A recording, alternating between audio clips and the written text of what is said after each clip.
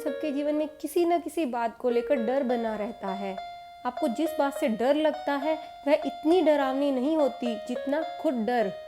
दोस्तों, डर के आगे जीत है, ऐसा हमने बहुत बार सुना है और यह सच है। भागवत गीता में लिखा है, क्यों चिंता करते हो, किससे डरते हो, तुम क्या साथ लाए थे और क्या तुम्हारे साथ जाएगा। आप कभी भी गौर करें कि यह डर आखिर किस चीज का है। आप पाएंगे कि आप हमेशा ये सोचकर डरते हैं कि आने वाले समय में क्या होगा। आपका डर हमेशा भविष्य को लेकर होता है, उस बात को लेकर जो अभी तक हुई नहीं है बल्कि होनी बाकी है। इसका मतलब है कि फिलहाल इसका कोई अस्तित्व नहीं है।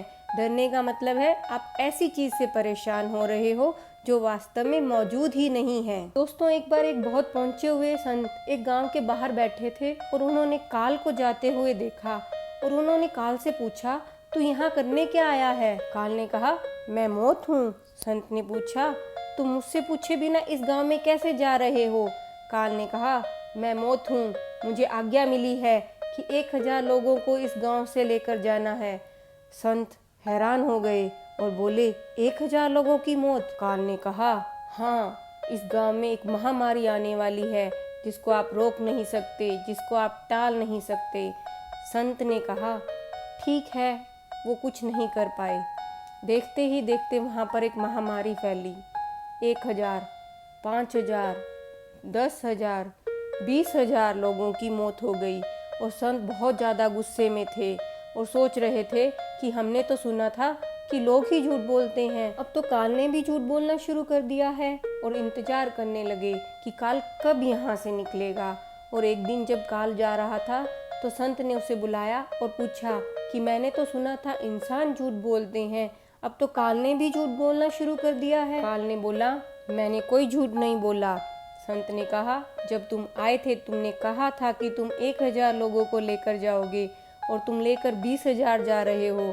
काल का जवाब सुन संत हैरान रह गए। काल ने कहा, मैंने तो सिर्फ 1000 लोगों को ही लिया है, बाकी के 19,000 लोग तो डर से मरे हैं। दोस्तों, अब जब कोरोना काल हमारे देश में आया है तो ध्यान रखें, डरे नहीं, बस सावधानियां रखें। अगर हम भी डरेंगे तो कोरोना से कम डर से ज्यादा मरेंगे। अभी तक जिन लोगों को कोरोना हो चुका है और वो ठीक है, तो उसके पीछे एक कारण यह भी है कि वो डरे नहीं और सावधानियों को ध्यान में रखते हुए ठीक हो गए हैं। दोस्तों, जल्द ही हम इस महामारी से बाहर आ जाएंगे, बस जरूरत है तो बिना डर के इससे लड़ने की। तो दोस्तों, बात कर लेते हैं कि डर को आखिर दूर कैसे करें। दोस्तों, ध्यान रखें, डर उसी व्यक्ति को सबसे ज्यादा डराता है जो उससे बहुत डरते हैं।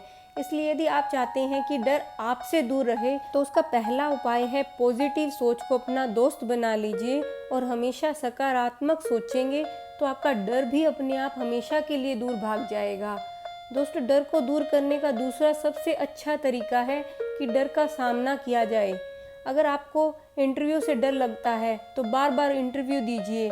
अगर मंच पर बोलने से डर लगता है तो बार बार मंच पर जाएं और बोलने का अभ्यास करें। यकीन मानिए, अगर डर का सामना आपसे हो जाए तो भागना डर को ही पड़ेगा, क्योंकि डर तो काल्पनिक है जबकि आप रियल हैं। इसके अलावा दोस्तों, डर का कारण जानकर उसे दूर करने का प्रयास करें। किसी प्रकार का डर मन में आते ही उसका कारण जानने का प्रयास करें और फिर उसे दूर करने का प्रयास करें। यकीन मानिए, डर तुरंत भाग जाएगा। दोस्तों, आप सभी इसी वक्त से वर्तमान में जीने का अभ्यास शुरू करें, न कि भविष्य में। दोस्तों, कई बार हमें ऐसे कार्य करने से डर लगता है जिसे हमने पहले कभी किया ही न हो, और वो कार्य करने के लिए इसलिए डर लगता है कि कहीं यह कार्य हमसे गलत ना हो जाए।